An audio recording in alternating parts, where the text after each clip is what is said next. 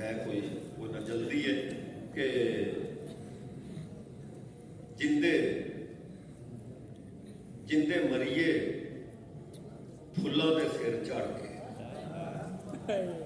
जिंदे मरीए फुल्लां दे सिर चढ़ के, नी आ नी तरेड़ बणीए।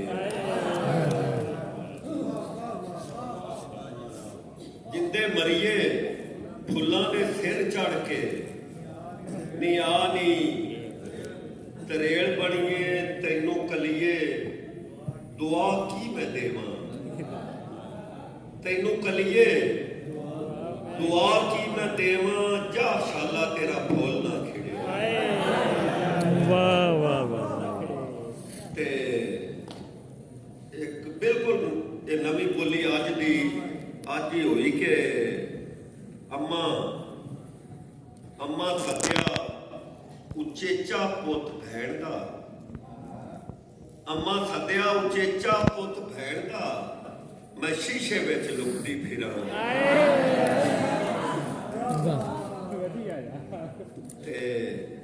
ते बोली वेख्या जे कि बुआ कोटा नी मैं छेती नाल धोया, बुआ कोटा नी मैं छेती नाल धोया, ते जाती बूहों बाहर रह गई।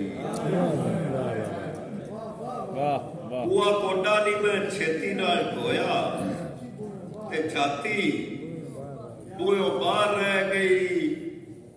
मैं ते आप निछा के नहीं बहती, मैं ते आप निछा के नहीं बहती। नी यार मेरा मैला ना करी।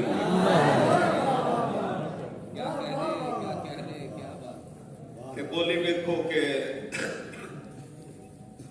फुल किकरां दे हो गए ने फलियां, फुल किकरां दे हो गए ने फलियां। नी अम्मा तेनू को नहीं दिसिया, नी अम्मा तेनू को नहीं दिसिया। कदी पखुआं नू गत्ते ने तू गोरे, कदी पखुआं नू गत्ते ने तू गोरे, पोटियां ते रब गिणना है। ते ये गजल दे अपना चंद शेर के शामा पूछया, शामा पूछया दे चढ़ता है, शामा पूछया दे चढ़ता है। फजरां दस्या दे चढ़ता है। ते मेरे वर्गी रात जे होवे, मेरे वर्गी रात जे होवे, तेरे रंगा दे चढ़ता है। ते लोकां बाणे चा के रांझा, लोकां बाणे चा के रांझा, मेरे भा दा दे चढ़ता है। ते शुक्र है अजे भी मेरे पिंड थोड़ा बहुता दे चढ़ता है। ते वेड़ा एक ते हिको घर पर, वेड़ा एक ते हिको घर पर, वखरा वखरा दे चढ़ता है।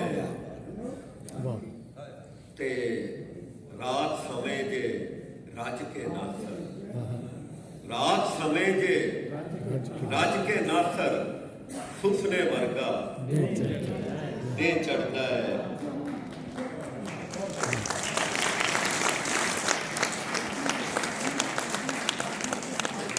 दो दिन माइए कोई बंदा टप्पा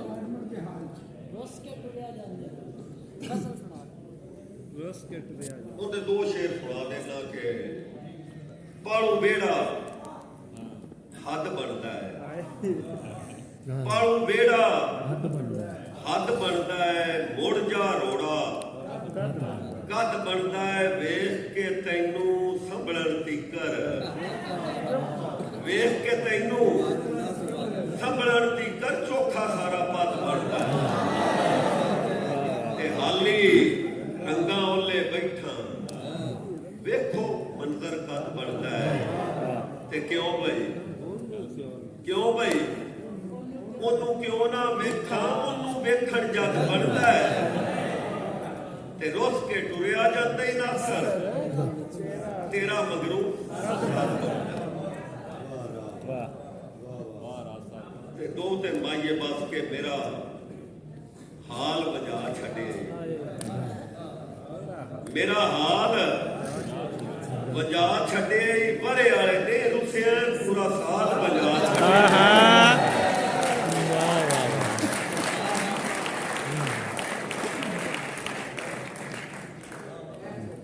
ਤੇ ਮੈਥੋਂ ਹੋਰ ਨਾ ਮੰਗ ਮੈਨੂੰ ਮੈਥੋਂ ਹੋਰ ਨਾ ਮੰਗ ਮੈਨੂੰ ਜਿੰਨਾ ਕੁਆਂ ਕੋਲ ਤੇਰੇ ਪਰ ਉਹਨਾਂ ਦਾ ਰੰਗ ਮੈਨੂੰ ਮੈਥੋਂ ਹੋਰ ਨਾ ਮੰਗ ਮੈਨੂੰ ਤੇ ਭਾਵੇਂ ਝੱਟ ਦਾ ਝੱਟ ਆਵੇ ਭਾਵੇਂ ਝੱਟ ਦਾ ਝੱਟ ਆਵੇ